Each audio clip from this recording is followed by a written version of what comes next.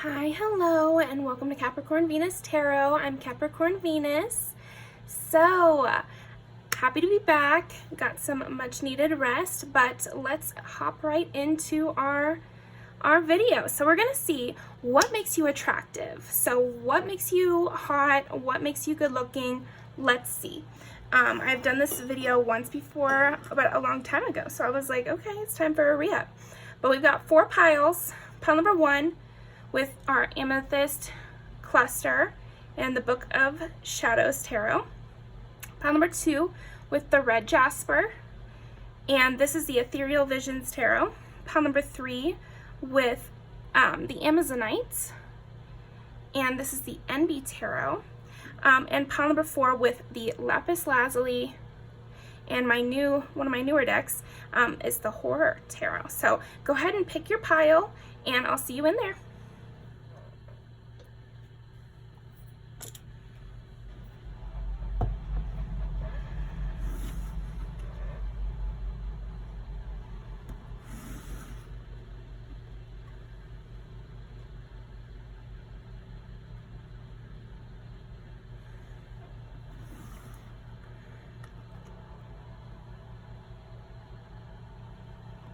Okay, pile number 1. So what makes pile number 1 attractive? Well, first of all, I already see with the Amethyst cluster, pile number 1, I feel like you're smart. You look intellectual. So there's something cute and sweet and kind of mysterious about you. I'm imagining those, Bayonetta glasses that are really popular right now, or like the Office siren kind of look, where you look serious, but like, maybe you have another side to you, but like on the front end, kind of put together and quiet and mysterious to you. Okay, and you might have very, very nice skin. That's something I'm seeing. Something about your skin is very beautiful. I'm seeing a mixture of things, either very smooth, soft skin, or there's something about the moles or freckles that you have that has excellent placement. So if you do have moles or freckles, people notice that the placement seems artistically done, almost as if you've drawn them on, but they're real. Or if you do draw them on, then they love the way that you've done it. But I think for a lot of you, it'll just be whatever the placement I'm seeing on your arms. You could have freckles or moles or something, and the placement looks really good. Also, if you guys have a scar, if anybody here has a scar, again, there's something about it that seems book-like because it's at the most beautiful spot in some way. Okay, interesting. What makes pile number 1 attractive? What makes them hot? Yeah, you look like somebody who could thrive anywhere because you would be very smart in the way that you infiltrated somewhere. Yeah, there's like a spy quality to you, kind of an assassin quality to you, where you look like you could go anywhere in the world, or you could be, you're very, something about your appearance is worldly. So yeah, you could get along with Europeans and Americans, and Europeans love to dog on our clothes. So that's really saying something about you. Pile number 1. Okay. Yeah, you have a stylishness. I think a big part of your attraction is also just the way you style yourself. Excellently done. You have a creative spirit that people feel from your appearance. Let's actually roll the dice first. So what makes pile number 1 attractive? What makes them hot and sexy? Okay, so we have 4 is Cancer, 5 is Leo, 11 is Aquarius, and 12 is Pisces. Wow.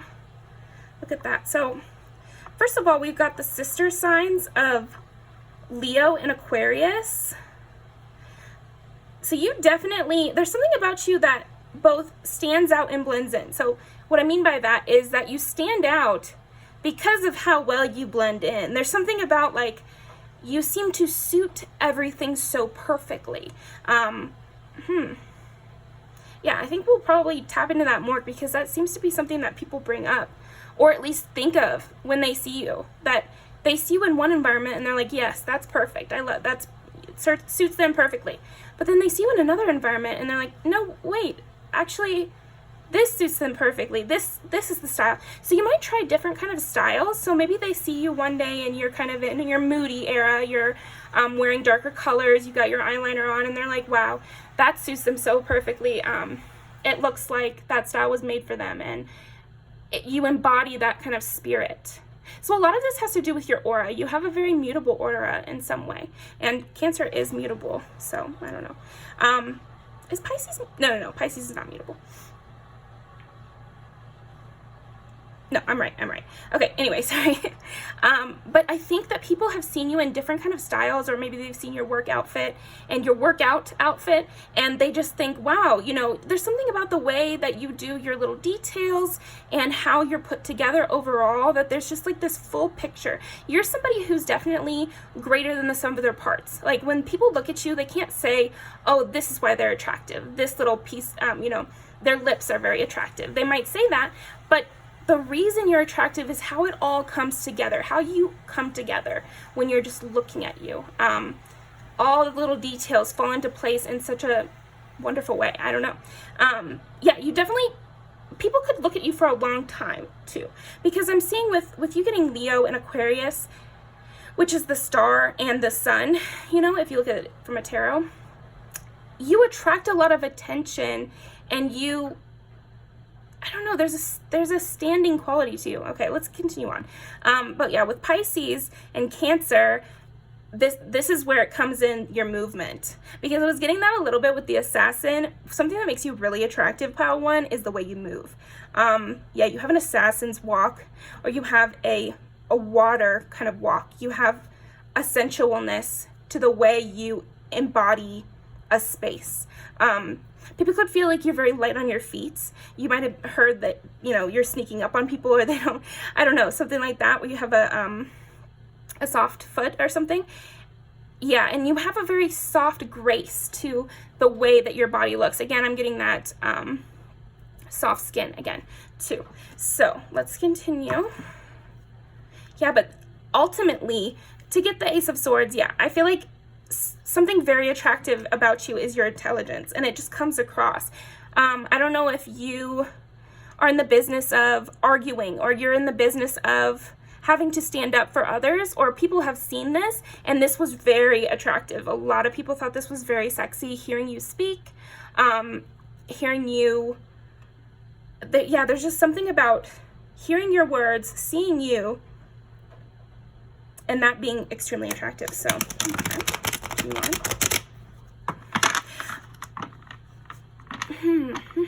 Okay. You might not speak often, and then when you do speak, it garners a lot of attention. Every word, people hang on every word with you, and it's sexy too. I think you have an authority and a power, which also is a part of your attraction. So let's go ahead and get into it. So let's see. What is attractive or hot about pile number one? Yeah, Queen of Swords, that adds up. What is attractive or hot about pile number one? What is attractive about pile number one?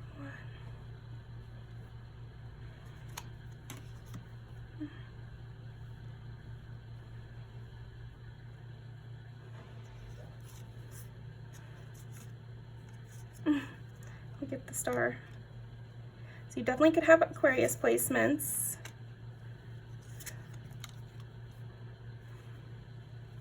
Queen of Pentacles on the bottom there.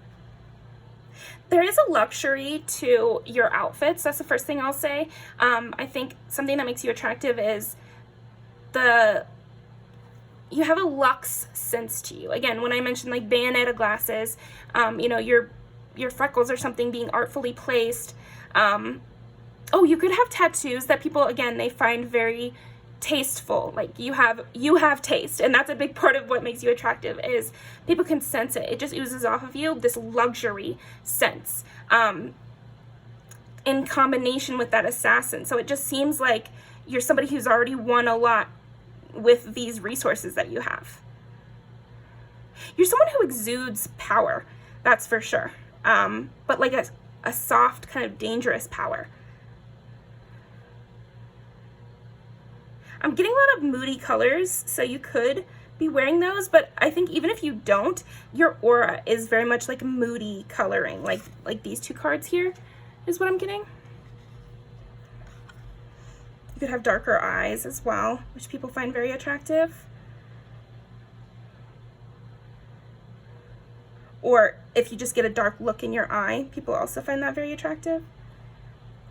Okay, so we have the Six of Pentacles here. I would think it's very hard to get you to engage. And this is part of what makes you attractive, is people have to have something good to offer you for you to kind of decide to speak. Again, I'm seeing you as more reserved, and people love this about you because your words are a prize. Your attention is a prize. And so this adds to your attractiveness because it adds to like your perceived value by other people. People get nervous around you, which makes them find you more attractive, which makes them more nervous. So it's kind of like you might find that people are very stumbling over themselves. And yes, they are intimidated because I think you might feel like, okay, people are intimidated by me, but they're also intimidated by your looks. It's not just this power and intelligence, it's also your beauty as well. Your beauty is a part of your set of weapons I'm seeing here. Once you do decide to communicate, though, it's a very, very enjoyable experience for people to get the Two of Cups here for why you're attractive. You have that witty banter. Again, a big part of this is your intelligence. So what do intelligent people like to do? They like to have that witty banter, and you're no different. So I feel like with you, pile number one, your conversation is part of what makes you attractive because you're never boring. You might be quiet, but that doesn't mean that you don't have something to say, that you're not thinking things. It's just that you don't give out yourself so freely. Let's see. And two, with your smile, I think there's something about like you don't always smile, so then your smile is worth a lot more. People very much love your smile. And it looks like you have several smiles. People study your facial expressions. I feel like that's another thing that makes you very attractive, pile one, is you have a variety.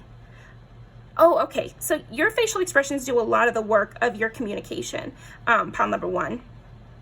And people find them all to be very attractive. But it's also the fact that you're luring them in with these facial expressions. It's like you can draw a crowd without saying anything.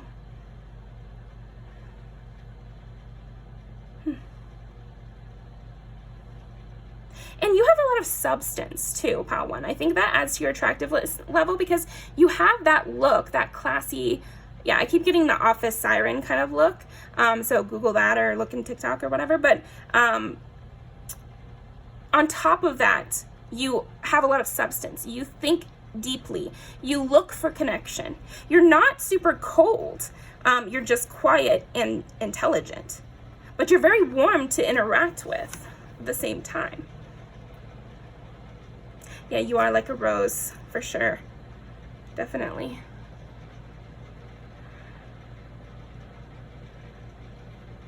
You're always trying new things, and you work hard at things. This adds to your attractiveness level. Yeah, people find you to have like some sort of athletic body or a grace to you. Again, this assassin thing is so strong. So maybe you were a dancer or you just have a dancerly quality to you, for sure. But like an athletic dancer. I mean, all dancers are pretty athletic, but you get what I'm saying.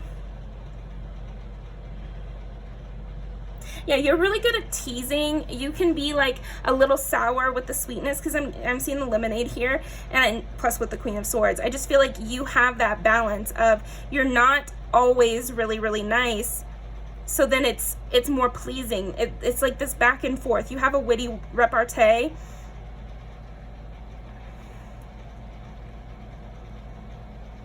I see also maybe with your clothes, sometimes you're very covered up and sometimes you're not.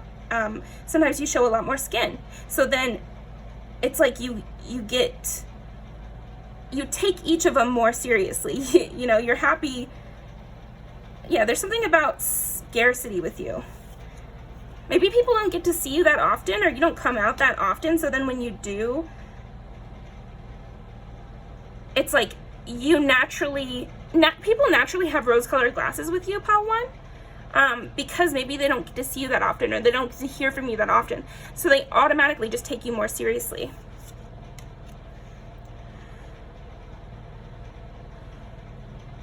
I feel like you also don't have this kind of giving up mentality. You have a very hard-working mentality, where if somebody has an opposition to you, you kind of look at that as a challenge. It's like you have this eye that looks at things like a challenge, and people notice that spark in your eye. Again, there's a heavy attention to your facial features and your facial expressions.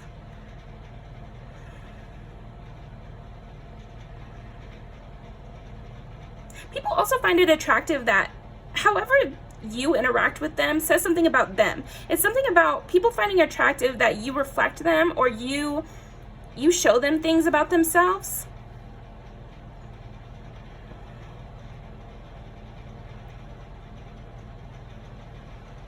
And you're very content to be alone. That's another thing that people find very physically attractive about you, is that you kind of embody yourself. You're not unconsciously craving the attention of others or the looks of others. You know, when you stand in a room with somebody and you can just like feel their eyes on you, or you can feel that they want you to say something, or that they want you to ask them about their lunch or whatever. You never do that. You are completely contained. So that's a part of your attractiveness is, you know, I think all of us can read energy to a certain extent, is just if you have connected with that part of yourself or not. And so they can feel that you're not desperate for them. They can feel that you're not desperate for that attention or conversation. That you're thinking something to yourself, that you have your own plan.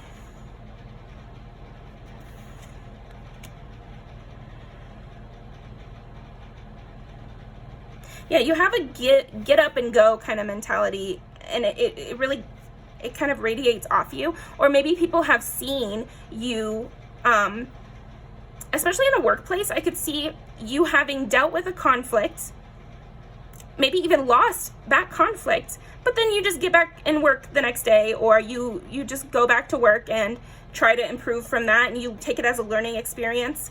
And this is very attractive. People find mentally strong people to be attractive. You know, when you see somebody cower, you kind of lose a little bit of your attraction to them. Not always, but you know what I'm saying. Like if you saw somebody just totally give up in front of a bully, you'd kind of be like, okay, like you're not as attracted to them. I don't know the science of it, but I think it's the opposite with you, Pile 1. The more they've seen you kind of fight through things, or not give up, or not be put down, the hotter you look, the hotter you've gotten.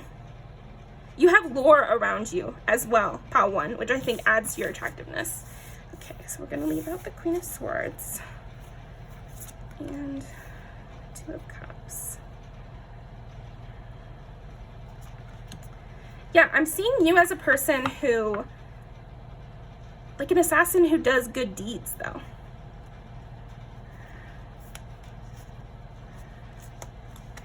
There's like this hidden softness to you, which with people find very attractive too. It's like you have this hard exterior in order to do good, and people can see that from you. The longer they get to know you, they realize that this harsh, strong exterior is actually from reinventing yourself, is actually from wanting to be strong to protect the weak, I guess. That's what I'm getting in my mind. So yeah, Ten of Swords, and this is I love this Ten of Swords because it's like the phoenix coming up from the ashes, you know, and here are these spirits dancing with the ashes. You just make the best of every hardship. You find the adventure, you find the lesson within everything. And people find this to be very attractive. So, okay, we are going to... right there. So, what is attractive about pile number 1? Well, you just got beauty. Dare to be tender and strongly vulnerable. I feel like that's what we were trying to tap into there, though, is that you dare to be tender. I feel like you are so strong so that you can be soft, if that makes sense. And I think it should. In this world, you know, people, if you're too soft, people will try to come at you. So if you really want to be soft consistently, you need to be able to fight back. And I think you've mastered that balance. And people find it stunning. People find it, you have a mystical quality because of this.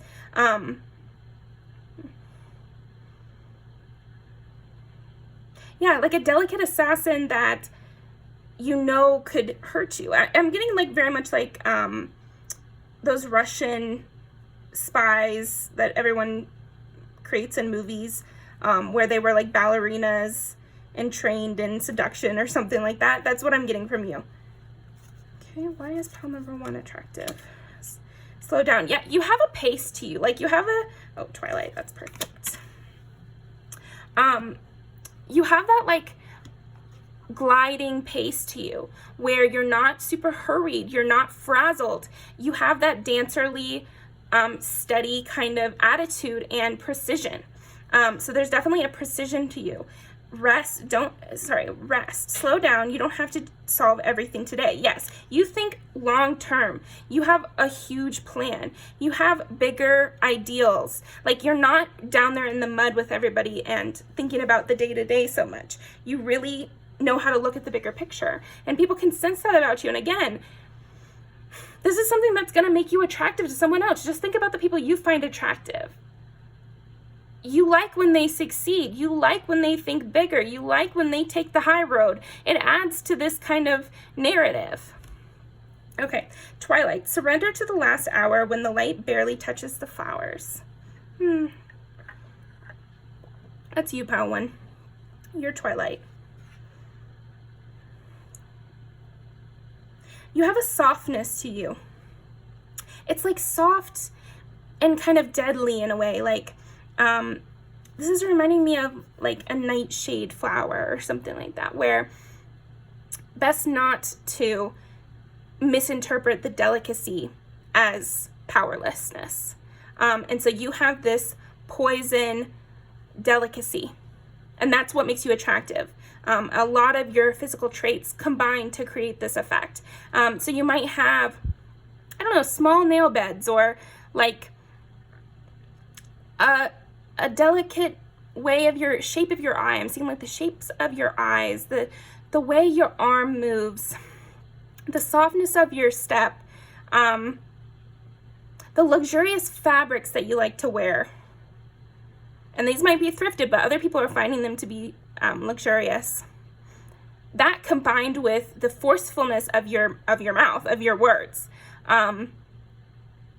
is what's coming together to make you very attractive. Okay. Anything else that I missed? Let's do one right here. Anything else I missed about what makes pile number 1 attractive here? King of Pentacles. And remember, we did get the Queen of Pentacles at first. And this reminds me of the rest here, because I feel like with the King of Pentacles, it's like you are comfortable. You never get uncomfortable. There, again, with this unhurriedness to you. You seem completely strong in your stance, strong in your opinions, strong in your beliefs, strong in your morality. And also your appearance, like strong. It's like a confidence, but not a boastful way, but just more a comfortability. It looks like it would be a dead end to try to insult you. It looks like it would be a dead end to try to put you down in any way that wasn't real. Yeah, and you also look like you eat well. Like you eat well, that you're you care about your nutrition in some way, or else you feed yourself appropriately. I don't know why people are thinking that, but again, there's a strength to that, because sometimes you can look at someone and they're always on a diet, and this is no shade at all, but this is what I'm feeling. If they're always on a diet, or they're too afraid, I don't know, there's something the opposite of frail about you. You're delicate, but not frail. And yeah, people are noticing that. You really nourish yourself. And again, it makes it so people it puts up this wall between you and any kind of insult or you and any kind of underhanded thing. Someone would have to come at you very straightforwardly for you to be affected or for you to even interact with it. And people can sense that from you, this inner strength, inner calm, you know. They can't worry you, they can't shame you, and that's sexy. Yeah, people imagine you to be very sensual, again, too, because of the way you move and the way you dance. If people have seen you dance, oh my gosh, that is something that makes you very attractive, for sure. 2 of Wands. Yeah, always looking forward, always planning, like one step ahead. You really have this energy of, go ahead, you know, try whatever you can. And you seem to be like open and engaging in a way. Engaging with anything that would try to stop you. That's funny because earlier it's like you're not engaging everything, but when it comes to a fight or some sort of interpersonal thing, you will readily try, you know. I don't know. Yeah, there's something. Okay, what's about that? What do we got there? 2 of Swords. Oh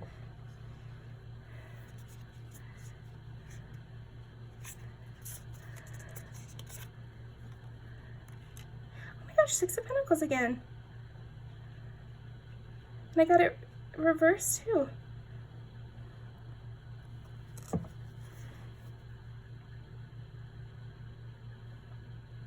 Yeah, you give praise in such a way that people really find attractive. You always praise the same things. It's like you're very consistent. You have a consistency in the way you interact with people.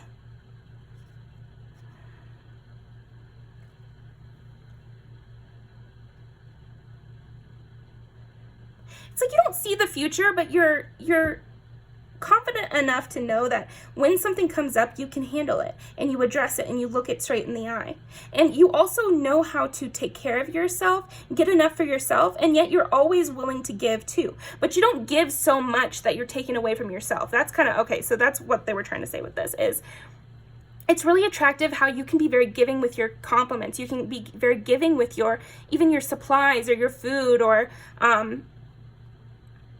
yeah, I'm getting a lot of like your compliments, your supplies, and your food and that sort of thing. I don't know what that's about, but maybe you'll know what I'm talking about there. Did you recently give out treats to somebody? And yet you don't do it so much that you're taking away from your own coffers. It's like you know how to save, and yet you're not a miser. You're very much giving. So yeah, you're giving very much like quiet Robin Hood, assassin plus Robin Hood combined. And so again, adds to your sexiness. You've got lore. Again, you don't claim to know what's going to happen next. You just know that you'll be prepared for it. You prepare for anything. And yeah, you keep a stable house. You keep a good solid foundation for yourself, so that you're never afraid when things happen. You allow yourself to trust.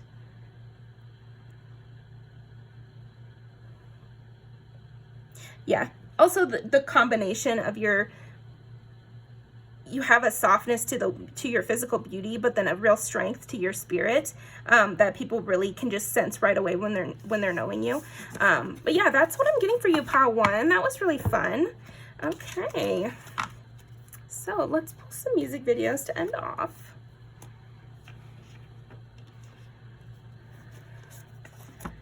Okay.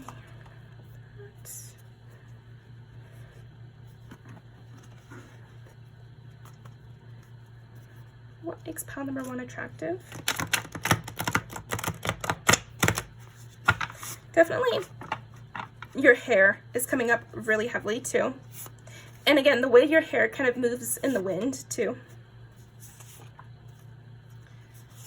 Yes. Okay,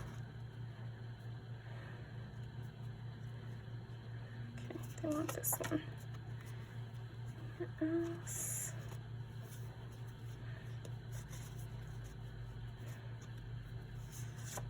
Okay.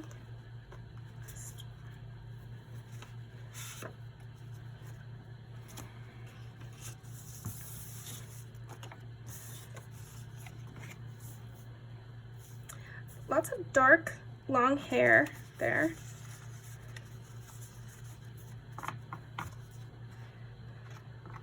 Office kind of outfits in both of these too. She takes off her work clothes there. See, yeah, it's that combination of the business and the soft underbelly of you, you know, like.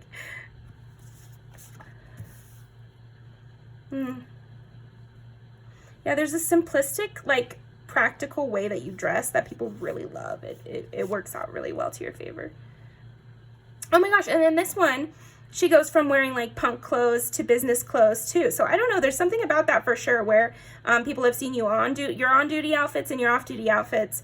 And the fact that you can really pull off both and look equally good in both adds to your attractiveness level for sure. Oh, and there's a uniform, and they take off their uniform. That's so funny. Okay. And then here's her in those high-waisted shorts, the little bob, you know, white tank top, 2 white tank tops here, and I think she might be wearing one in that one too. So yeah, I just see you as somebody who's very serious and yet has it's like serious half the time and extremely playful the other half of the time. And the way you dance and move really affects people strongly. They're watching it. So yeah, I'll leave these down below, pile number 1. Thank you so much for joining me, and I'll see you next time.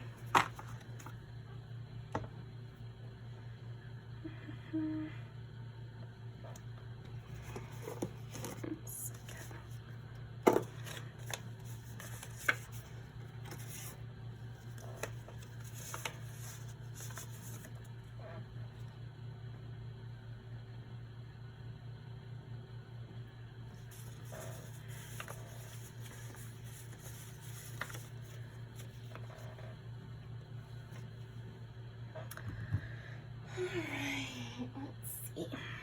Pile number 2. Okay, pile number 2.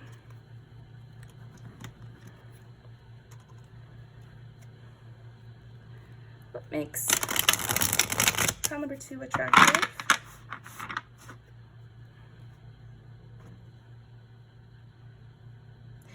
There's something about you that makes interacting with you seem like an opportunity, you know, like this is my moment. So I think that you have an appeal that is obvious. There's something about your appeal. You must have like high standing, or maybe the way you look is very either on trend or just is always on trend. You know, there's something like conventionally pretty about you. That initially catches people's eye and makes people want to compete for you, or makes people want to kind of ham it up for you. I'm seeing that maybe you might deal with people really kind of putting on a show a little bit with you. And so it might take you like longer to get to know people because of your physical attractiveness. Because they'll really try to be someone that appeals to you. I even feel like this might become like a problem sometimes, because they get the wrong idea about you. So maybe you look like somebody who's very sporty, or somebody who was a former cheerleader or something, and so they want to come to you and they're like, oh, perfect, I'll talk to them about sports, even if they don't really like sports. And the thing is, maybe you don't like sports. So then they come at you thinking that this is going to appeal to you when they don't even care about it, and it's actually the fastest way to get you to leave. I don't know, there's something about that where your appearance is actually not indicative of your personality. There's something that's very much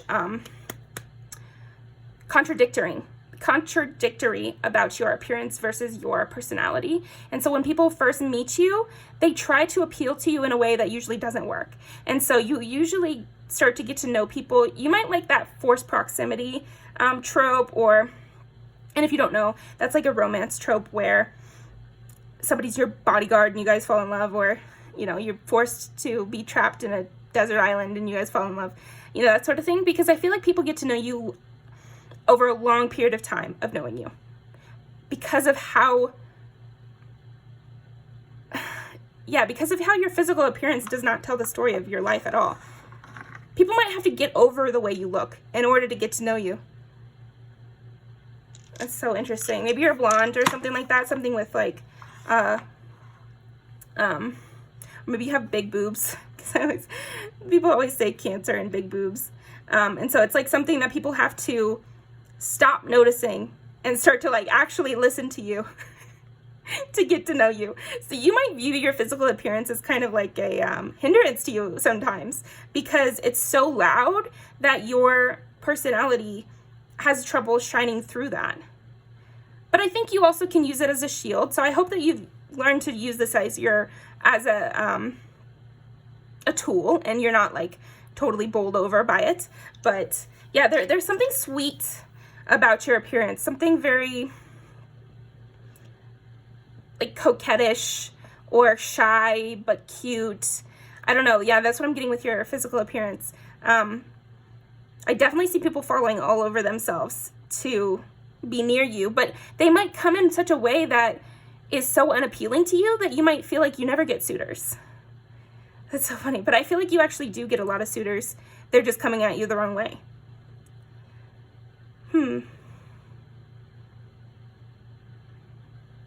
I think that you are actually quite intense, and then your appearance is quite soft.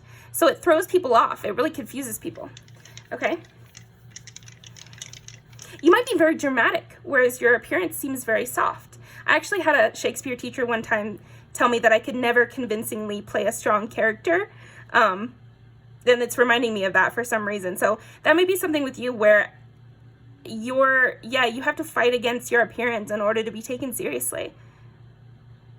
But people love your appearance. I mean, they think you look like an angel sent from God, but it's like you as a person, I'm feeling is more of a tiger, and they're seeing you as a bunny. Okay. Okay, let's see. What makes Pal 2 attractive? What about Pal 2 is attractive? 9 is Sagittarius. See, you do have that loud mouth. You have like a strong sense about you, a brashness to you. And people do like this, again, but once they get to know you. I feel like we'll tap into people who don't know you and people who do know you. But I feel like the people who do know you, since they really find attractive what you say, how clear you are, how funny you are. You're very outlandish in a way. And I think you can use your appearance to a comical level as well. And the people close to you know this. Yeah, you might use your assets to kind of get away with things and then make a little joke to your friend, and people find this really hot, you know. It's cute, it's flirty, it's sexy, you know. But yeah, it's something about the way you speak. And then also I'm saying everyone can sense that you're studious. Everyone can sense that you're curious. You have this curiosity on your face, and the way I think you interact in the world is also in a very curious way. The people close to you know that you're curious in a very nice kind of way. Like, I'm seeing that people that know you very well see you as somebody who's constantly trying to chip away at things and understand stuff. And then people who don't know you very well just see this curiosity as engaging. You know, it's interesting, it's attractive, because you're excited by every little thing, because you want to know more about it. We get double Cancer and then Virgo here. Yeah, you have a sharpness for sure.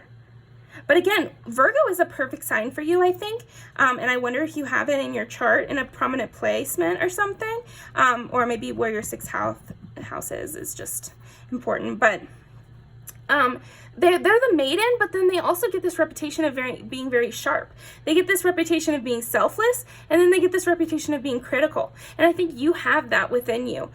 So yeah, there's something about that. You, over time, coming to terms with your appearance as a part of your personality and combining all that is you into one piece. But maybe at different times in your life, you might find that you feel like there's two halves of you that don't match or don't go well together.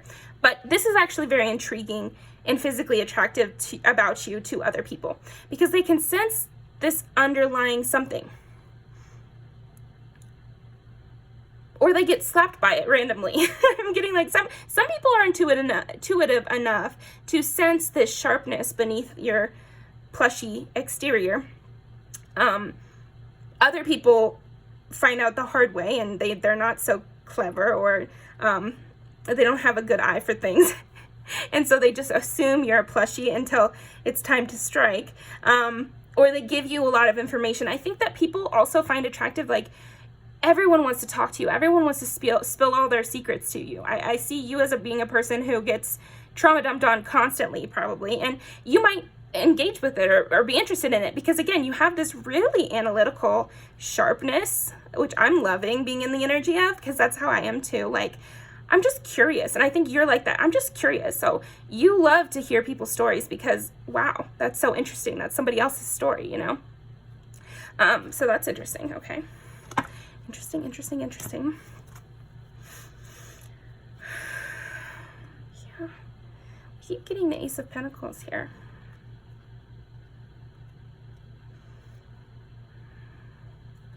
Yeah, you seem like a trophy or a prize to people. So something about your physical attractiveness, again, is just, it's immediately apparent your worth, or at least the base level of your worth, you know? And then as people get to know you, you're even more worthy because of all these other traits. But yeah, I would say you might have had people try to approach you to want to be, you know, to have you as somebody on their arm, to have you as their, you know, sidekick best friend who's just very good looking and maybe will serve as a wingman for them. And then they're kind of rudely awakened to your true nature. I keep getting shown like a tiger and a bunny. So like, yeah, that really describes you to me anyway. But yeah, I do see a lot of people approaching you and getting turned away. So let's see. What makes pile? Yeah, turned away. Yep. You seem to be this like warm place to land, because again, I do see you as a very good listener, and you might have your own motives for why you're listening, but people still do find you to be an excellent listener. And so when people feel they've been rejected from you, it's a very intense feeling.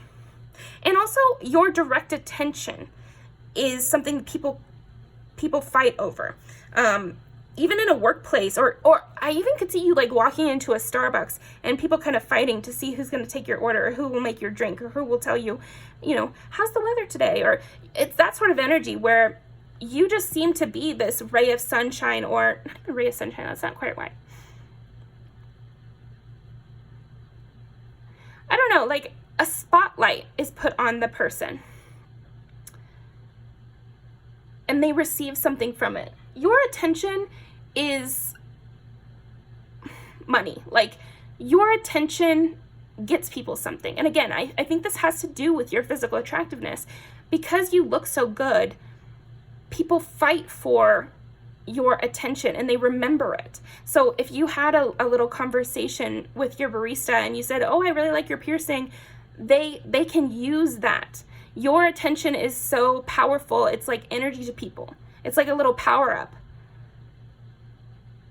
Any word from your mouth onto them is like those little Mario power-ups. And this goes even further for people in your workplace, or in your hometown or something like that. Any text from you, any like acknowledgement from you is seen as triply, doubly important. And it nourishes people. Okay. Yeah, 2 of Cups. Yeah. Because of this, I think that you're seen as a heartbreaker just because you only have so much time in the day, pal, too. Like, damn. Yeah, it's so funny because because of how good looking you are and how much people drink up your attention and drink up your energy, you're seen as almost stingy with your energy, or a heartbreaker, or somebody who has crazy high standards, when I'm not seeing that at all. I'm seeing you as being very open, actually. It's just that you can't give one person your entire attention all day long because everybody is vying for it constantly, so someone is going to feel heartbroken by it. But again, this adds to your attraction. So the more people are attracted to you, the more people hear about you, And so the more people are attracted to you. It's like this kind of endless cycle. And I'm sure it is very difficult for you to siphon these people off, because I see you as a very giving person, and again, a very curious person. So when people come up to you and they want to talk to you, you want to engage with it. I can feel it in your energy. You want to engage with them, but you only have so much time. Say they're trying to engage with you and you're at work. You have to do your job. So at some point you're gonna need to break away from them. And that doesn't make you stingy. And that doesn't mean you even wanted to break away from them. You had to. That's how time works. That's what a day is, you know, like I feel that in your energy of a kind of confusion, because you might get people a little riled up, or people might, again, they respond so strongly to everything you do. And this is because of your beauty. You have that kind of Helen of Troy beauty, where it's a topic of conversation, for sure.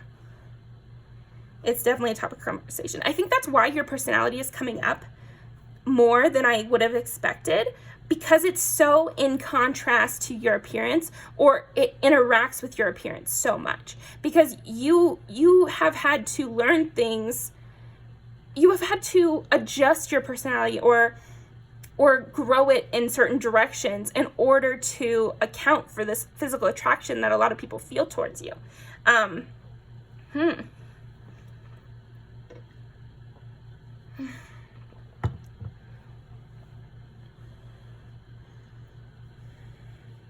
Everything you say really cuts deep, and this is because of your beauty. So if you ever get confused and you're ever like, why are they responding so strongly to me? I didn't say anything negative or positive. Like, maybe you feel you're very neutral, or you have a very like cool head about things, and I'm seeing that from you for the most part. I'm seeing, you know, let's not go crazy, because I do see double Cancer here, plus Sagittarius. So you could maybe sometimes be a little too brash or quick to respond to something that piques your interest, and it could come off the wrong way or something like that. But for the most part, yeah, I do see you being very calm-headed. There's nothing you can do. Just you know, there's nothing you can do. You're just being yourself. How people respond to it is their business, but they are responding. So I definitely see that people find your hair to be beautiful. There's something about like your genetics that people are finding beautiful. And I feel like with your pile, they're talking about your physical attractiveness. A lot of people are. Like a triple threat. I'm seeing that people refer to you as a triple threat. Beauty, brains, power is what I'm getting. So you have a popularity too, which makes sense with everything that we've been saying. People are just begging to get an ounce of your energy.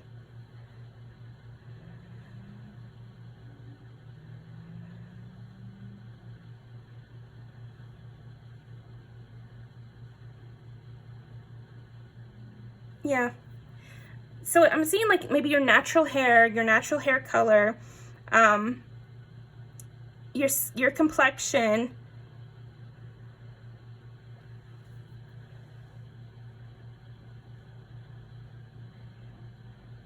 If you don't wear makeup, they talk about this too. It's like, oh, well, that's lucky, you know, like you look extremely good without any additional makeup or anything. So, okay. Yeah, Queen of Pentacles. Yeah, so I don't know if you have like red hair or you have a hair color that is very sought after, but that's a part of your attractiveness, for sure.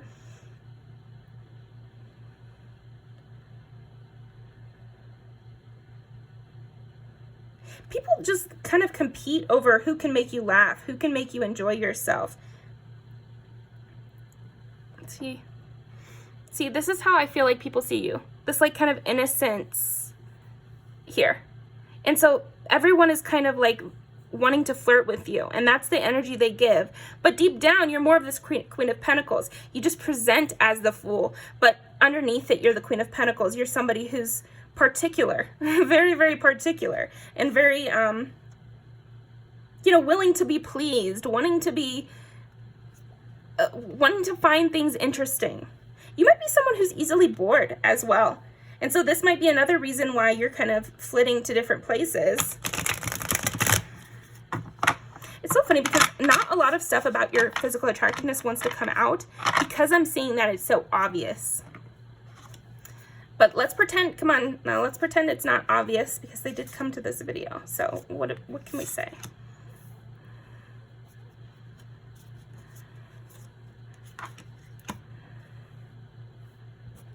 Your two halves. Doesn't that look like the Queen of Pentacles and the Fool here?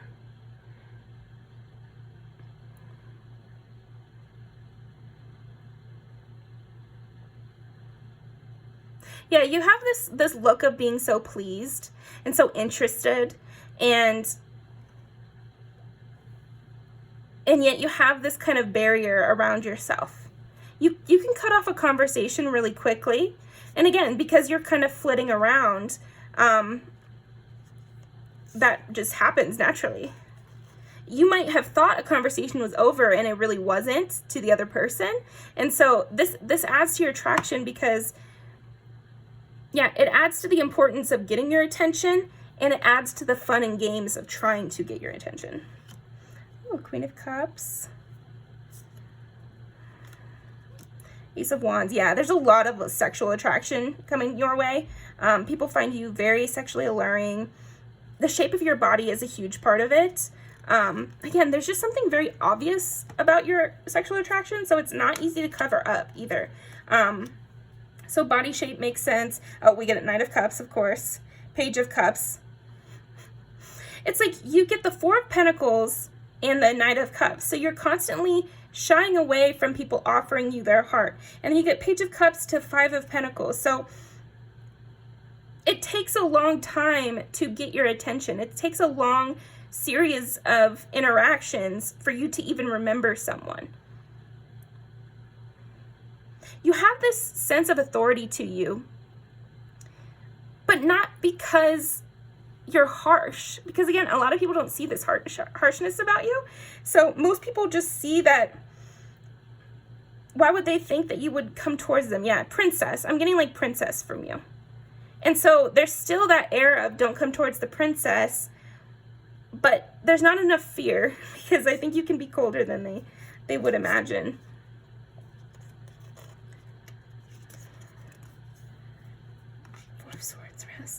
Four of Swords and Three of Swords. Yeah, it's like you don't even notice that you've broken these people's hearts because you're just resting, you're just doing your own thing, and you're not worried about them.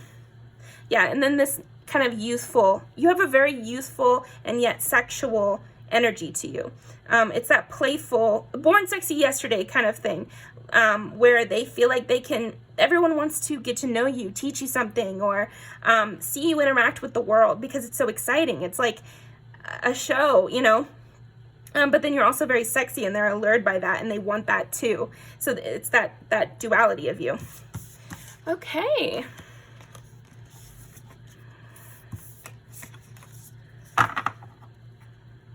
Lots of sexual energy with your pile.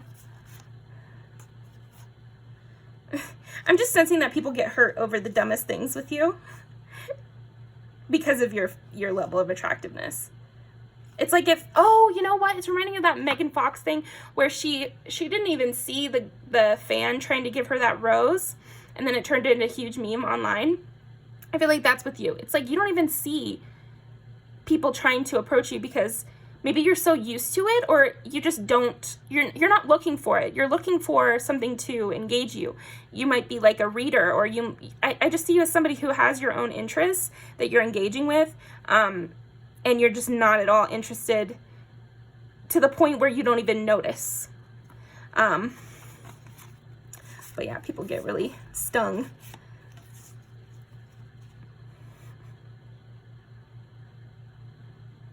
If you want to waste more of your time trying to make sure you don't hurt anyone's feelings, you can, but it's going to happen just because, again, there's only so much time in the day. Like, what can you do about to? Like, it just is what it is.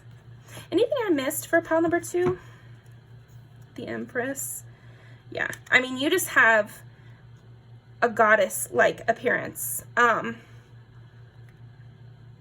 That's for sure. Or a god, like you just look like you're shining in gold.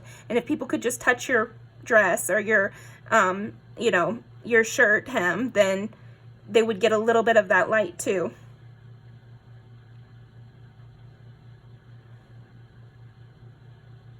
You definitely seem like you could have anyone that you desired.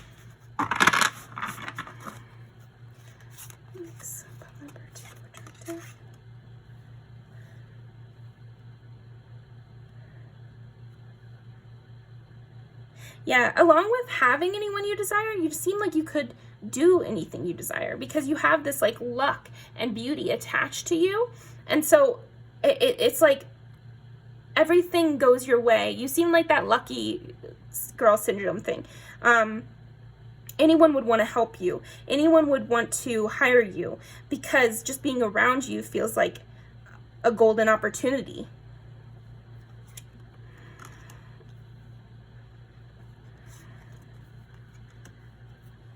And again, you have this quickness. You have an on to the next and yet always working towards something, energy to you. Quick and flighty and yet hardworking, which don't always go together. You know, people don't think of them that way anyway.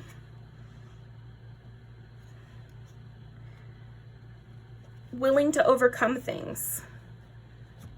Again, once people get to know you. Once people get to know you, there's also this sense of like real creativity that you have that adds, again, you go from being a princess energy to being the poet laureate. Like that's how they see you. I think people close to you see you as an attractive, like hot poet on the road. You know, somebody who was meant to write the next great American novel or something, or create an amazing art piece and being known as an amazing artist. You know, you have that kind of lore or interest that you could garner about yourself. And then people who don't know you see you as that princess in the tower that anyone would want and people would kill over. So that is what I'm getting for you, pile 2. Let's go ahead and pull some music videos.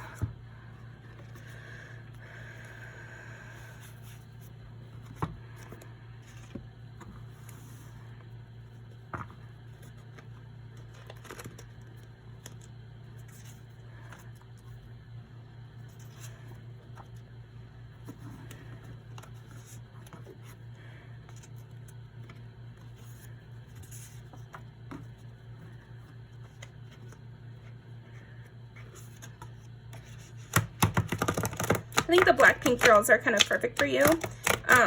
Especially I'm thinking of, oh, she's the Capricorn and I can't remember her name. She was just in that TV, Jenny. You remind me of Jenny.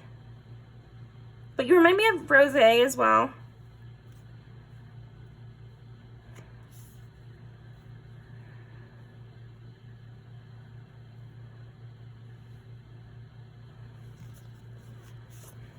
And we did say being with you is like an opportunity.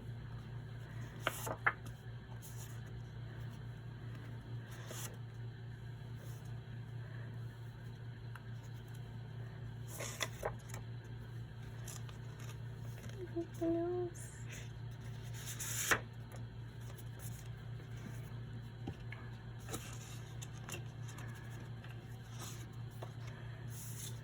Beautiful hair. Lots of curly hair in these, so that could be something for you. She's like running away. Yeah, you have that sense to you for sure.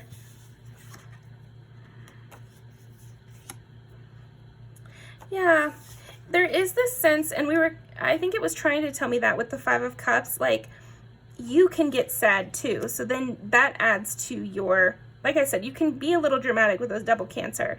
And that soft, sweet, sad side also adds to your beauty. So I'm going to leave these down below. Thank you so much for joining me, pile 2, and I'll see you next time.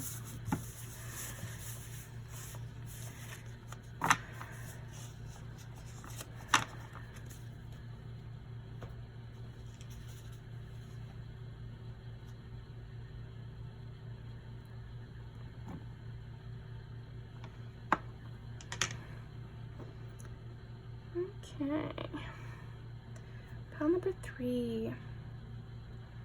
What makes pile number 3 attractive?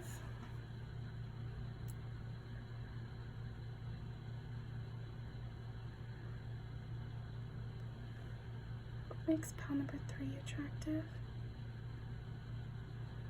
You have a gracefulness.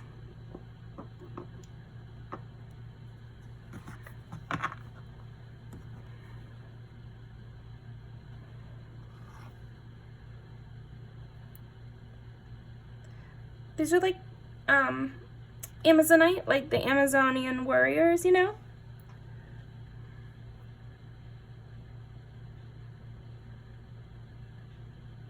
I think something that makes you attractive is also like what you see is what you get. You know, you're very front facing, front dealing, like a straight shooter.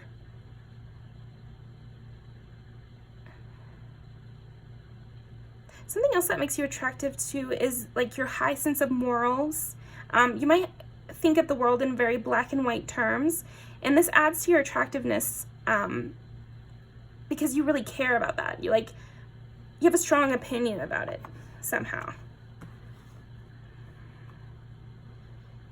You're not one to go for underhanded dealings or anything. You just seem like you're the good guy. I don't know. Yeah, so that adds to your attractiveness. You're the one doing the right thing. You're trustworthy, very trustworthy. I'm getting like teacher or leader in some way though. Okay, so what makes pile 3 attractive? Ooh, double Aquarius. We get Capricorn and Sagittarius. Wow. It's funny I would say teacher because that's definitely what I'm getting here. Aquarius, Capricorn, Sagittarius. Friendships, reputation, and higher learning. Yeah, you have a stellar reputation.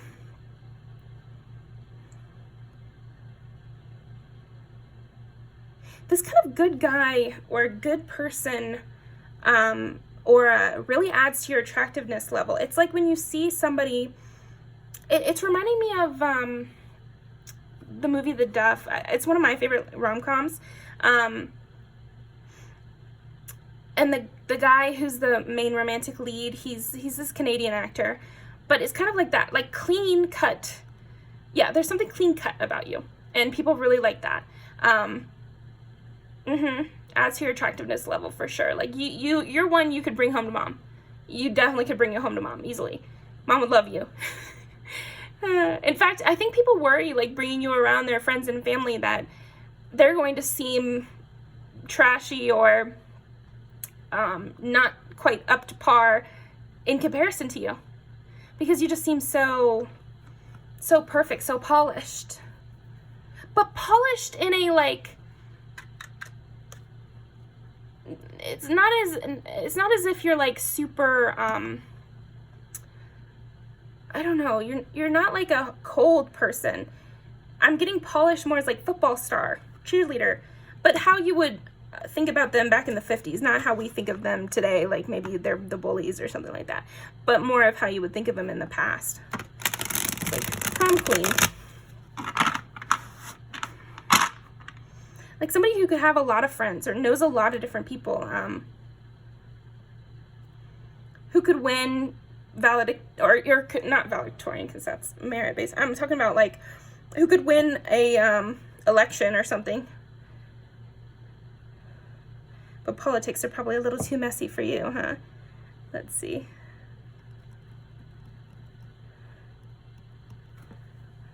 9, 10, 11. Yeah, you're on the straight and narrow, you know, like you really want to do what's right, and you really seem to care about that. So I also see you as being very athletic. I think you have an athletic body, even if you don't work out, but this is doubly resonant if you do work out. People feel safe in your presence. You have an optimistic spirit, and it's not everybody knows the real you. It's like everybody knows your reputation. Everybody knows you. Everybody's friends with you. Everybody hears what you have to say. But then you keep a lot hidden. You keep a lot to yourself. There's an air of mystique because you're a leader, so you don't share everything. You're not messy. Okay, what is attractive about pile number 3? Ace of Cups. Yeah, you bring Ace of Cups to everybody, and you have this kind of just very bubbly, happy energy, powerful energy, but not in a negative way. Powerful in a good way. You know, people feel like they've met Superman.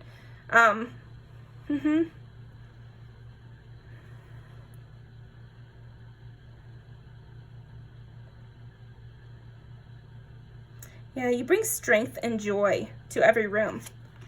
Okay. And then Page of Cups. Even if you're thrown into a situation without knowing what it's going to be about, you still handle it flawlessly.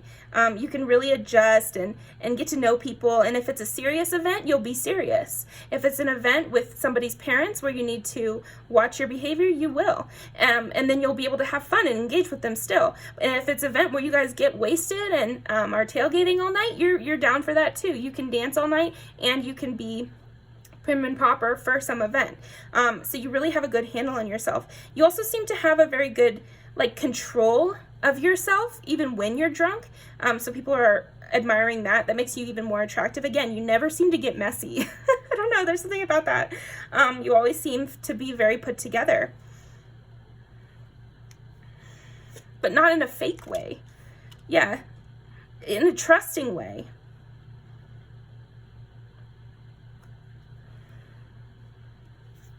Anything sad just has to kind of leave your presence. You're very fun and engaging and of the light. Anything bad has to stop its behavior while you're around.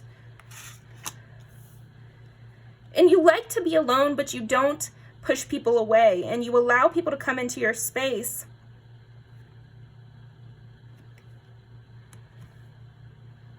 And yet you still have full control over the situation.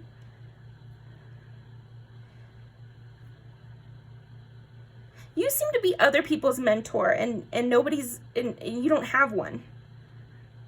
You have an inner guiding light that people notice. As far as what makes you attractive, I would definitely say your physicality. So your body is definitely adding to that. I keep getting the Duff. That movie is so funny, but yeah, with the main love interest there. You know how to navigate the world, for sure. So you dress in a way that is very, universally pleasing is what I'm getting. But you're not super self-obsessed either. Yeah, you're giving athlete. So I'm thinking Blake Lively in Sisterhood of the Traveling Pants, or that Canadian guy in the Duff. Those are the two I'm getting. You know, popular, cool, athletic person. The Sun. Yeah, that's perfect. Wow. You get the Fool, the Hermit, and the Sun. So you bring a lot of joy to everybody that you're around. And you're not complicated to enjoy. You really everybody can enjoy you. Everybody can praise you. Everybody can appreciate what you're doing here. You know, it's really, if anyone dislikes you, it's because they want to do something bad, or they have a negative intention, or they're jealous or something like that. And people can see it very clearly. Again, that idea of the cheerleader and the football captain and the prom king and queen, but way back when we didn't have a negative interpretation of that. Yeah, you have very pretty big eyes, no matter your gender.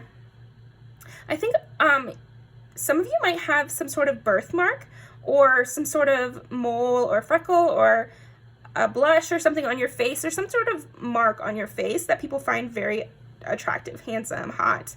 I'm getting. Yeah, your legs are very, very attractive, and so are your arms.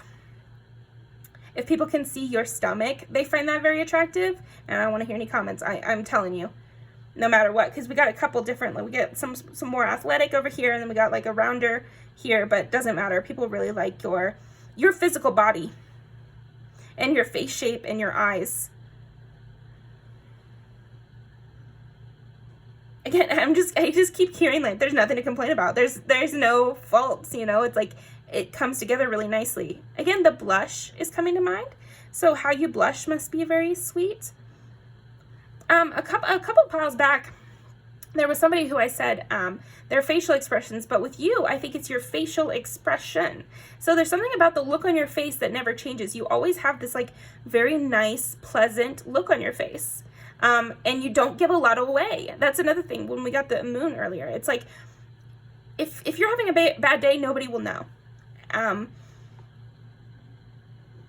Yeah, you always bring people this Ace of Cups. So if you're having a bad day, yeah, again, and nobody's going to know because you're going to be the exact same as you were on your best day. There's something about that. You always bring your full attention. You always bring your full energy.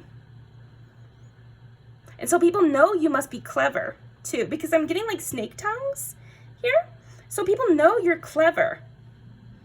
But the cleverness comes across in your political weavings rather than a witty comment, or rather than like always, you know, answering the teacher's question. It's more in that you never make a misstep, that you never have an off time, that you recover from any kind of betrayal or anything like that. Yeah, because of how much you trust and how much strength you have behind you. So I don't know if you already have your degree or something, or you have been working out for a long time, or it's something about you. Your previous knowledge allows you to move very quickly in the world and allows you to approach new concepts with joy and vigor, and you just bring a lot of life and vitality to situations. You have this like Greek youth kind of thing. Again, there's this essence of athleticism. So even if you're not physically athletic, the way you approach the world is athletic. It is with an athletic mindset, as in I need to practice, and then of course I'll be able to do it. And if you are somebody who's athletic, this is something that really plays into your attractiveness level, and people can trust you because of how much you've already accomplished. Yeah, you know when to walk away from things too. And again, because of how expertly you're looking at things, the way you walk away from things is also very well done. Yeah, people admire your physical appearance, your athleticism, and your tact, and your leadership qualities. It's like you can turn someone down in a way that makes them feel like you didn't even turn them down. You can navigate situations with this kind of flair that people really do notice. Ooh, Ace of Pentacles and Ace of Cups. Wow. You bring something to people. It's like you'll remember their daughter's birthday, or you'll remember that they said they wanted a job as a secretary and something came up, and so you'll bring it to them.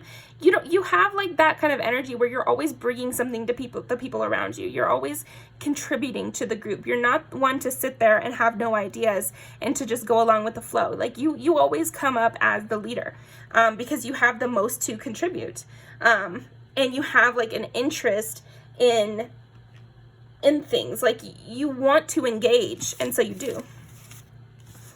Okay. Interesting. So let's pull some more cards. So what makes pile number 3 attractive? Generosity. Yeah, you sow seeds of kindness. Because of this status that you have and this power you have interpersonally and this reputation, your kind word goes a long way. And I think you seem to know that, and you seem to use it like a king bestowing gifts on his people. Like that's what I'm getting from you, pile 3. And people really notice this, and it makes you that much more attractive. Before I was talking to another pile, and I was saying the lure of somebody, or seeing someone stand up to a bully or something like that, that makes them more attractive. Like when you see someone cower in fear, it's not so attractive, you know, no offense, like things can recover, but it's just not, you know, you see a hero and you're attracted to them a little bit more, and it just is. And I think that's with you. You see you, and you are a giver. You're somebody who uses their power wisely and with a generous, good heart. And so this makes you hot. It makes you sexy. Potential. Ooh. You know what's funny is I'm actually seeing with this, you see potential in others. And this also adds to your attraction. Because you could be someone who, okay, because of how attractive you are and how athletic and powerful you are interpersonally, people could understand if you were more self-centered.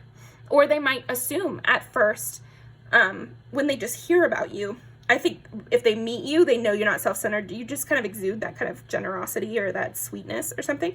But before they meet you and they just hear about you, because again, you have a big reputation and a wide group of friends, so you might get talked about in rooms you've never been in. So when you're just being talked about, somebody might think, oh, I bet they're self-centered, or I bet they just stand in a mirror all day, or I bet they, knock down people who are beneath them. But you're not like that at all. You're not like that at all. And you actually notice the quietest person in the room. You might be that person who goes and talks to the person who seems uncomfortable in the room. Or, I think we've all had that, coworker who's kind of annoying or something. You might be someone who engages with that coworker anyway and tries to let them more into the party, whereas everybody else might be trying to shove them to the sideline. You're like, no, come on, guys, we gotta be nice. Like, come on, be nice.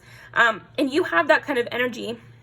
And because of your power, it works really well, and you can actually bring them into the fold. And so this adds to your attraction, too. Yeah, we got this with the Page of Cups and the Eight of Wands. It's like you love to start a new project. You love to start a new hobby because you have this kind of underlying belief in yourself and others. So you encourage them to start new projects, and you do it yourself. Like, you walk the walk just as much as you give advice to others. You also start new projects. Like, you don't stick to only the lakes that you're used to. No, you don't only stick to things that you're good at. You try things. You're not afraid to look a fool when you first start something, because that's how it is. And people take this very seriously from you. They learn a lot from you because they already view you in such a high light. You trying new things and not being afraid of being kind and not being afraid of betting on the underdog. It makes other people more willing to do the same, basically. Anything else? Yeah. Anything else?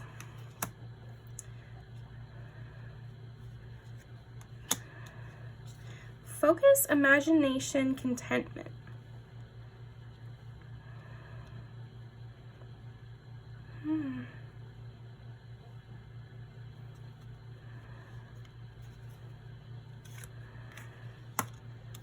Trust.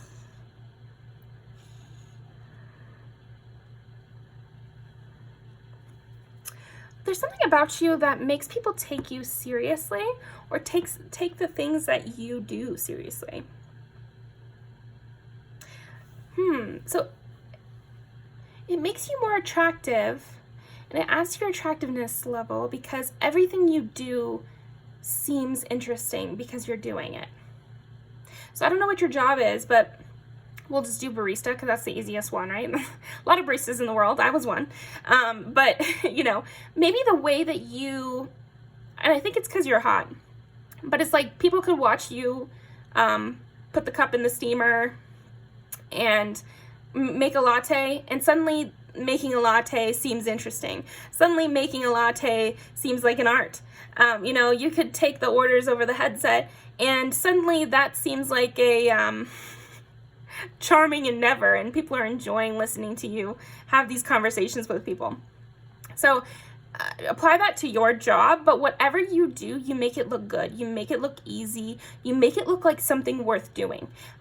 So combine that with the fact that you have interesting habits, and you're very kind, you're very giving, and you're very creative, and that makes for a cool person because while they might see someone else knitting during their break and think, what a loser, if they see you knitting during your break, they're like, oh my gosh, somebody who really engages with the arts, and suddenly they start thinking like that, and you open people's minds.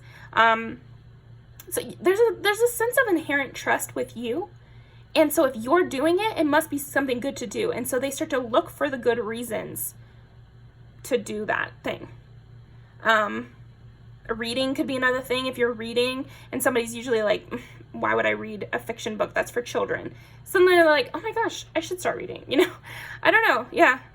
They also think it looks attractive. So, okay, so maybe people, when they think, why do I think pile 3 is so attractive? They might say, because they read, because they do crafts. But that's not the real reason. They actually find the reading and crafts more attractive because you're the one doing them. So I think that's why it's coming up. Yeah, you really know how to focus in on what you're doing. You're not doing it just to be seen. So that's another thing. You seem to be actually engaged in whatever you're doing. And again, that's kind of like an athletic mindset. It's being present. You have an ability, a real good ability to be present, pile 3, and this adds to your attraction.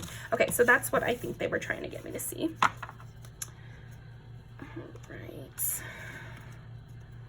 Am I missing anything else? Yeah. Let me get the Fool again. And we did get trust just then. Yeah, you are very trusting. It's like you might step onto the scene and there's somebody that nobody gives a presentation. It's like 2 years ago, Lucille, you know, we sent her on a coffee run and she dropped all the coffee. So now we never let her get the coffee anymore. And you might be the person to be like, no, I think today Lucille should be able to go get the coffee. And nobody will stand up to you. And then Lucille will come back and it'll be nothing, and you will have soothed her whole reputation that she's been working on trying to get back for like 2 years. So you have this way of just trusting and letting things fall where they go, and just stepping out and knowing it'll work out. People find this confusing about you too. They're attracted to it because you seem to have some sort of insight they don't have. It's like you know what's good. You know where to go, even if you've never been there. Because again, it's not like you're treading old roads. It's more that, you just have like some sort of instinct about people or about ventures. Whatever you bet on seems to win. Whoever you decide is a good person turns out to be. What else for pile 3? What am I missing? Okay.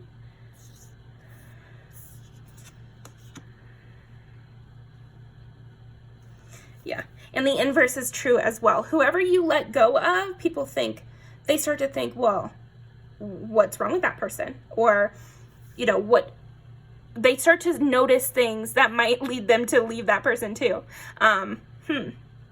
People really follow your lead, that's for sure.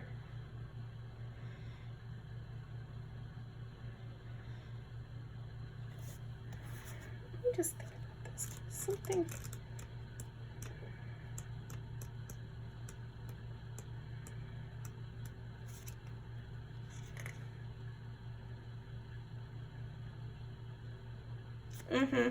Inner calm, courage, and patience. True power comes from within. So that's the same with you. It's like, that's why I feel like in every scenario you have power, because even when you first step onto the scene, people can sense that from you.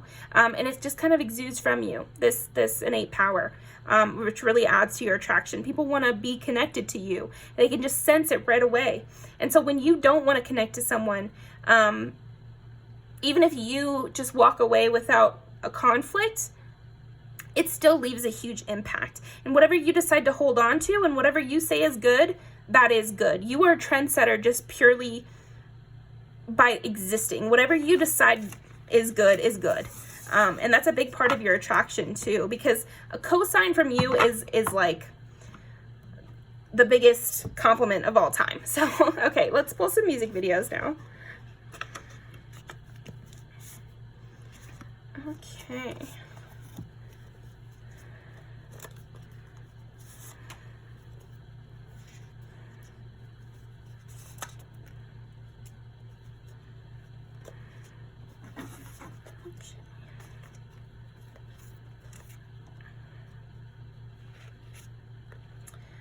what makes pile number 3 attractive?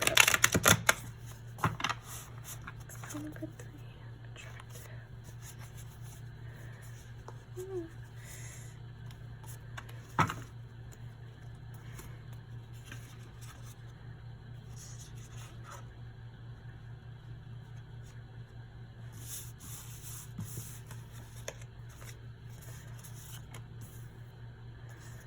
I like that they're walking through the city here. There's something about that with you. It's like you like engagement.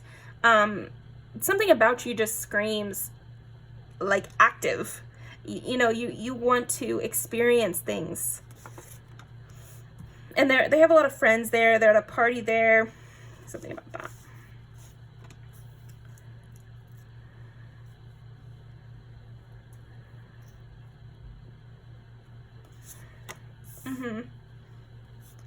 Turns him on just to be her man. That's like with you. People are just ecstatic even to be your friend. It's like a flex even to be your friend. Even to be your coworker, I just heard, is a flex. Like, people just brag about even knowing you in general. Clout. Do anything for clout. Yeah. People might come towards you for the clout, you know? Again, it's like, because it is a flex to know you, to be near you, that has its downsides, but I feel like you've mastered this in some way, because you have everybody at this distance, besides your inner circle. You have this like broad distance between you and everybody else, and yet you're still connected with them. Yeah, to get 11 twice, it's just like broad friendships. Like, you just seem to know everybody. Okay, Martin and Gina. Again, there's this sense of like a very close relationship. So maybe you have a long-term relationship, or you've been in relationships and people just see you as somebody who looks really good in their relationship. But if not,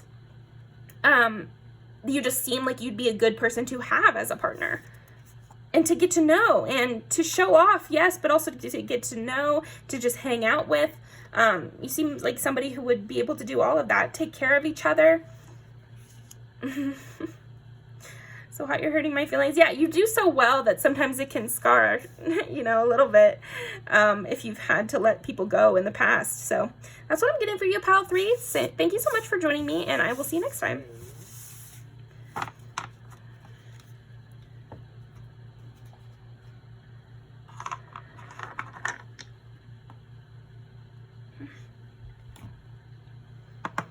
Alright, pile number 4. This is the one I've been waiting for. So we got my new deck. But what makes pile number 4 attractive? Your depth, for sure. You seem dangerous somehow. Like a fallen angel is what I'm getting for you. Or a siren or something like that. Yeah, there's a sense of being like wounded, and people have to, like, they want to come towards you to help you, or heal you in some way. But they also are weary of you because you seem like you could bite, you know, like that's the kind of energy. So what makes pile number 4 attractive or sexy? 7 is Libra, 8 is Scorpio, yeah. 9 is Sagittarius. And 10 is Capricorn. Reputation, higher learning, taboo, subjects like sex, death, renovation, and 7 is like partnerships. You definitely have an ethereal beauty to you. Man, woman, or non-binary, there's an ethereal beauty to you where you seem like maybe a different species. You know, somehow there's something very unique about your facial structure, about the air around you is kind of stiller. There, again, it's like that sense of fear almost, but fear and sex, you know, intertwined, right? So yeah, with Scorpio here, you give off an intensely sexual energy. But a lot of times, like that wound, you're giving 9 of Wands to me a little bit, somebody who's wounded and yet a fighter. Deep ocean swimming kind of thing. the air seems to kind of hover around you. So I don't know if your hair is you could have like maybe a natural hair that's like up in the air or something like that. Some of you might even have shaved heads, I don't know, but for a lot of you, I'm just seeing like the way your hair flows in the air, it's kind of like it's in water or something. So that's interesting. The air just seems slower around you, and people are really thinking this heavily, so that's interesting. You also seem like somebody who has a lot to get to know. With this 9 here, what I'm getting for that is like there are many, many layers to you, and people can just sense that. They can sense that it would take years and years to get to know your secrets, or it would be really hard. You seem intricate. Oh, 7, 8, 9, 10. Wow.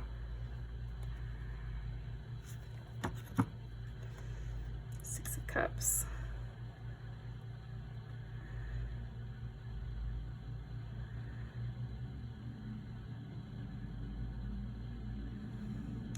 And do you see how with her, it's like she's carrying too many cups. It's like she's going to drop them. And 6 of Cups is usually the card of like innocence or childhood memories or nostalgia or something. And so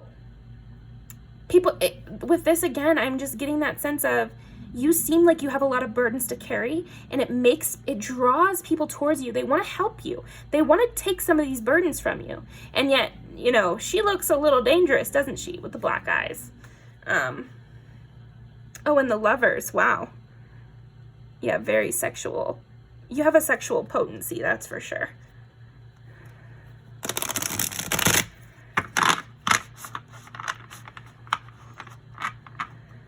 Yeah, right away when people meet you, they can just imagine like a love affair with you that ends in fire, you know, like,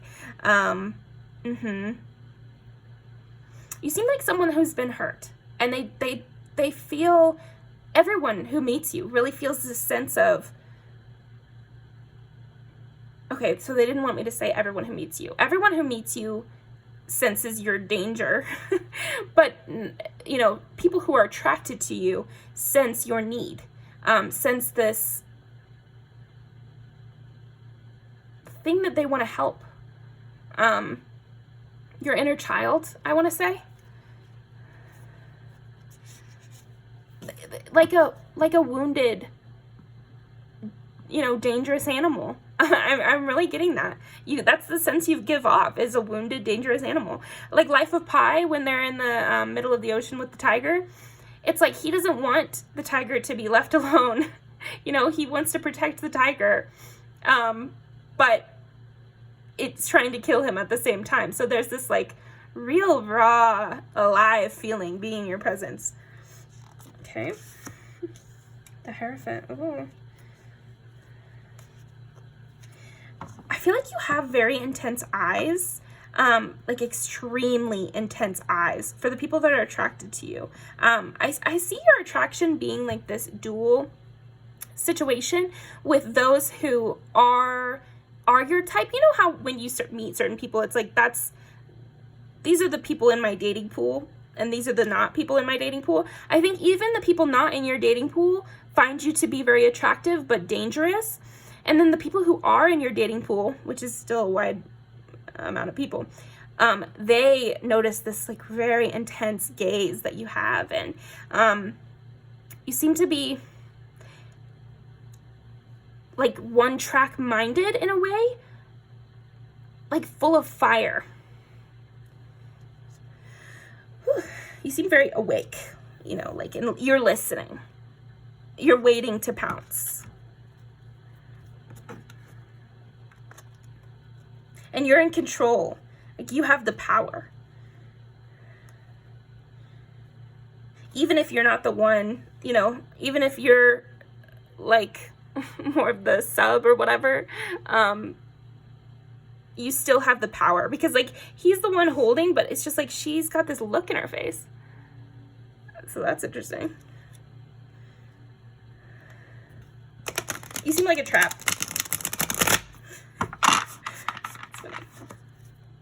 It's really easy to get sucked into your web too. Another part of what makes you attractive is like they get to know you. Oh, they're interesting. And then all of a sudden they're like in love with you. I think people's emotions really go from 0 to 100 with you. You might deal with a lot of intense relationships because people can't control the way they feel so tied to you. Yeah, it's like you create intense bonds very quickly.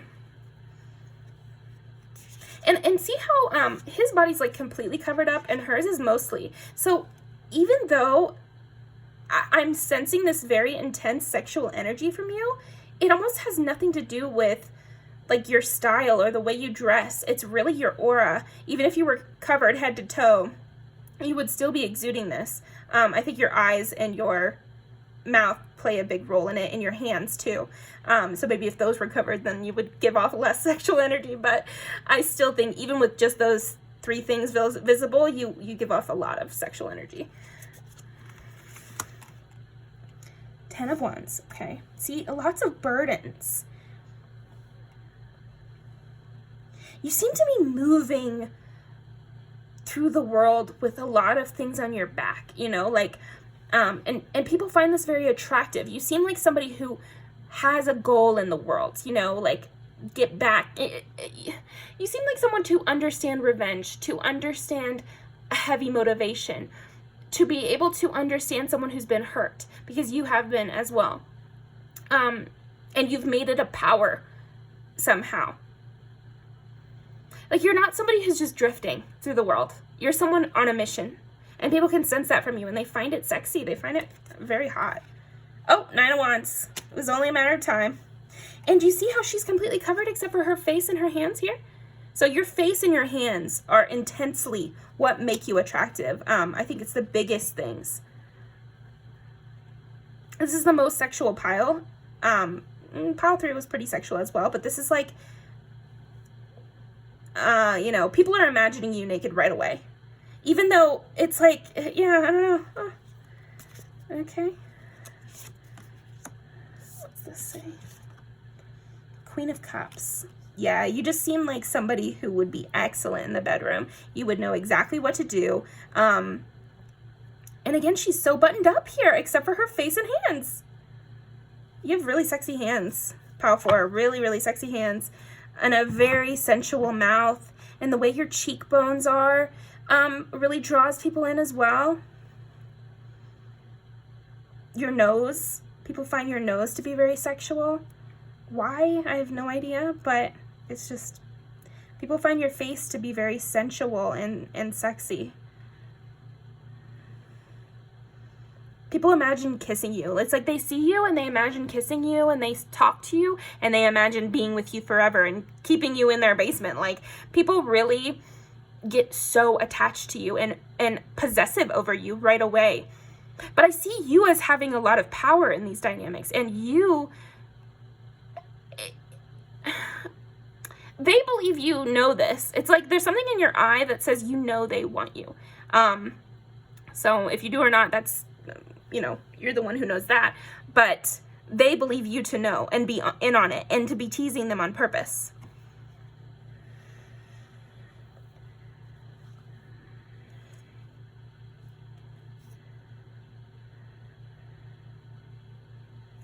Yeah, you have a dramatic nature too.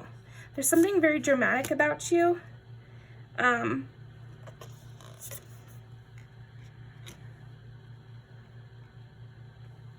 People would be very afraid to lie to you. Not that they never have, but I think people are afraid to lie to you and afraid of what you'll do and your vengeance. And this is all very sexy, you know, like, I think this is a lot of Scorpio energy, just because, like, you care. You seem to be all up in somebody's business almost. Like, you would be able to have those really intense, enmesh kind of relationships, and if there was a betrayal, you would absolutely demolish them, you know?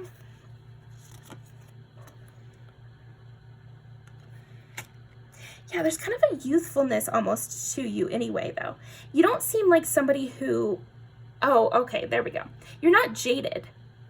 You're just hurt. There's a difference. Because jaded implies that nothing else could hurt you again. But you seem to be somebody who is very intense, and still things can affect you. Like you could still get into a very intense emotional connection. Like you haven't built up so many walls that nobody could get in. Like, so there's still a lot of room for passion. There's still a lot of room for, you know, falling in love. Or at least, you know, unbridled passion is kind of what they're getting.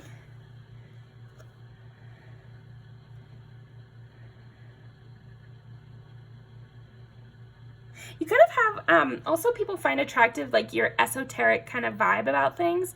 You're like, it's reminding me of that music video Cheerleader by Ash Nico. I'll see if I can remember and put that in the description. Like, I'm a body full of worms or something like that. You know, saying stuff like that, like, we're all just meat sacks or whatever. And it just kind of is funny, and yet it doesn't take away from your sexuality. Okay. Yeah, you have, like, definitely a dark humor that people find very attractive. 6 of Wands. Again, I'm getting this, like, childlike enjoyment in dark things. You give me the vibe of, like, an emo 7-year-old who will laugh at, you know, I don't know, like, laugh at a broken carousel with one of the heads falling off. It's like, oh my gosh. I don't know. You're giving me kind of funny, really funny vibes.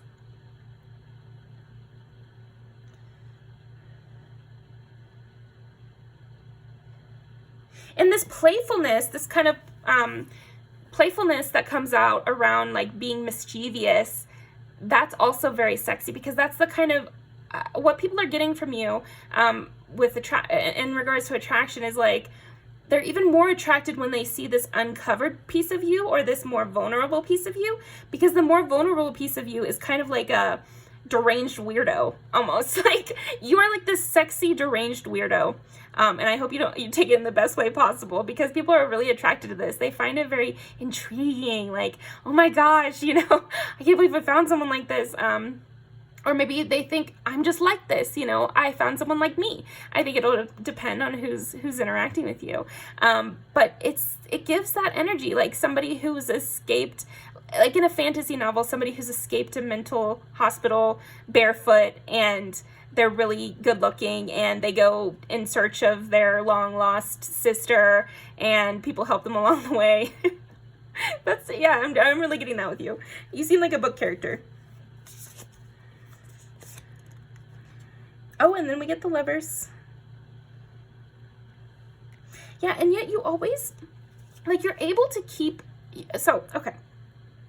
You have this sense of being able to connect deeply, but always keeping a little hidden. Like, you have your secrets.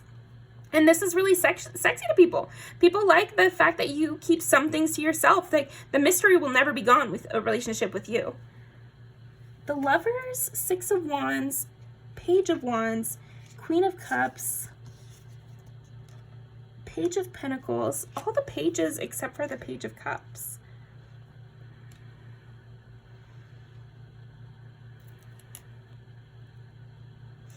Yeah. You seem like somebody who was very much sheltered at one point in their life. And it's like a burden to figure things out and to go through the world. So again, it's like people want to help you, and yet you're also a person with a lot of internal power. So it's like this internal power combined with this external need for something, for help, creates like a very intense feeling. People just, again, it's like an instantaneously falling in love with you kind of situation. Yeah, people fall in love with you very, very quickly. A lot of people get obsessed with you.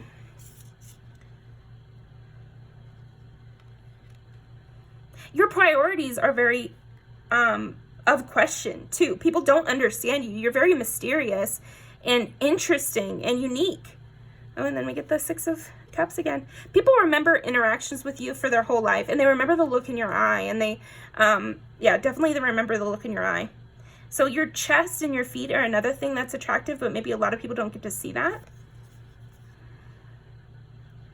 Temperance.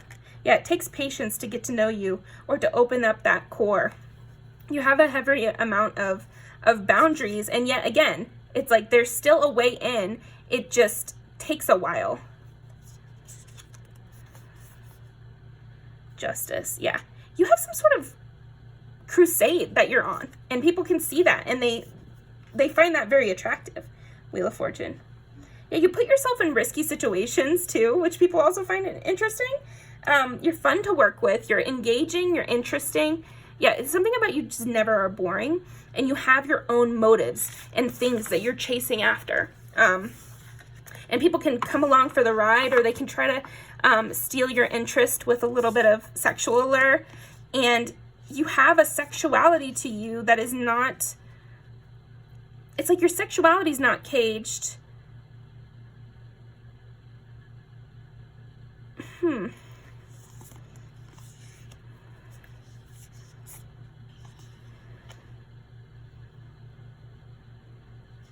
You're indulgent too.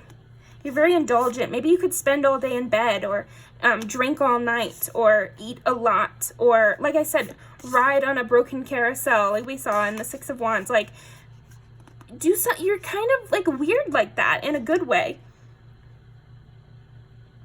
Too many candles, too many sweaters. You know, it's like you have like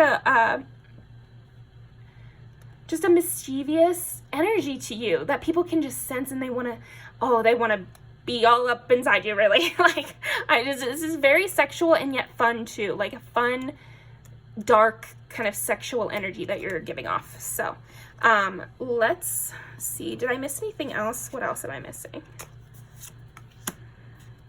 Yeah, it's like you seem trapped and they want to help you. And they want to help you achieve whatever this goal is that you want.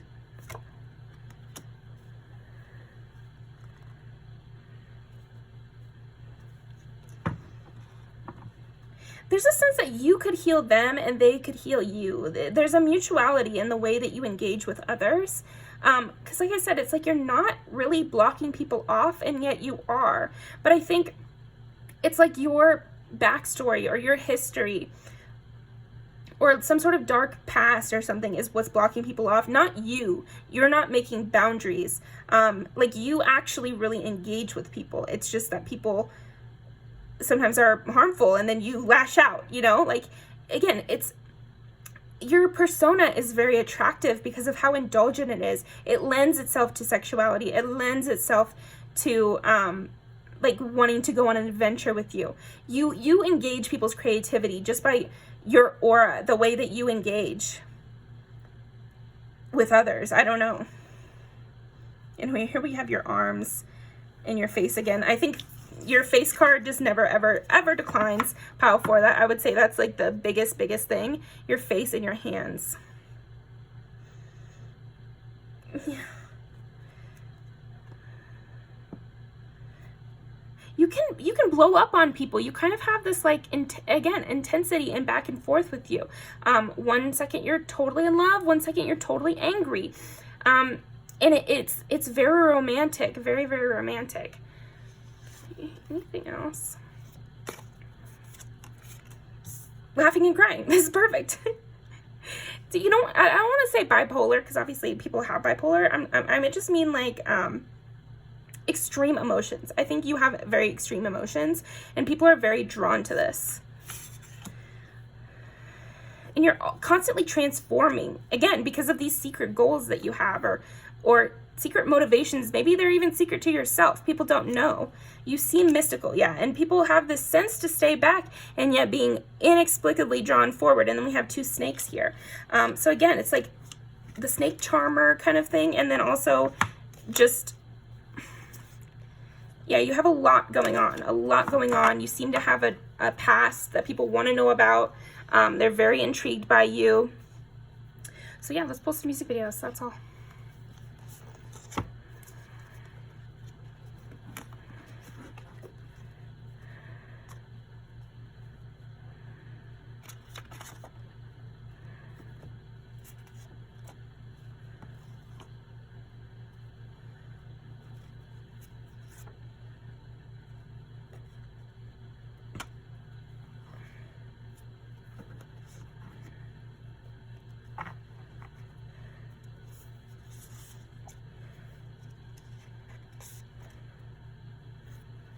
Okay, what is attractive about number 4?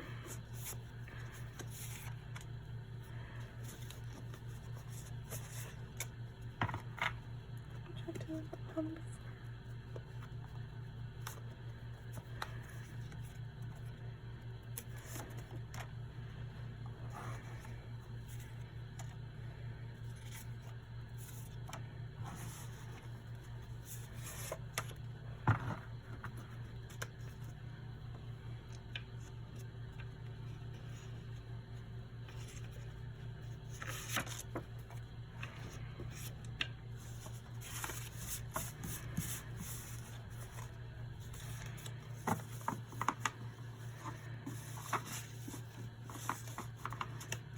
Excess, makes sense. Summer of love. Yeah, there's this sense that would be really fun to take adventures with you.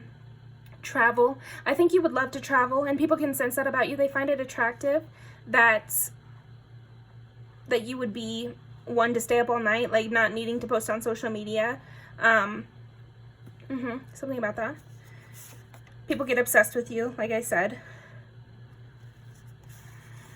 And they really have these like grandiose ideas about you and like crazy fantasies. Yeah, partners in crime kind of energy definitely radiates off of you. A lot of people feel sexually to you.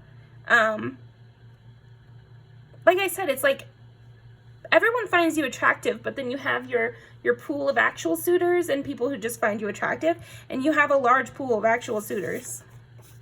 Like you would go on a rampage to try to, like you would get revenge on someone, or you would have that kind of lovers to hate relationship. Lots of passion. That's perfect for you.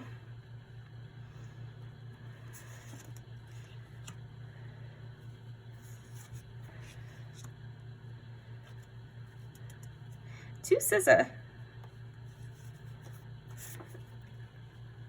Yeah, and maybe you'd be hung up, or maybe you are hung up on an ex. And again, this adds to your allure, your romance, this whole like dramatic sense of you. Don't remember that one so much.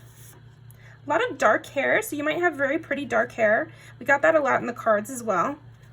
Moonlight, yeah, you are moonlight. And then you're the type, and this is very dark. So there's something very dark about your features, or dark about your vibe, or your hair, or something like that, because it's really coming up and people really love it. Every person in this has dark hair actually, so except for Talia. But yeah, I'll leave these down below. Thank you very much, Pal 4. That was super fun, and I hope to see you next time.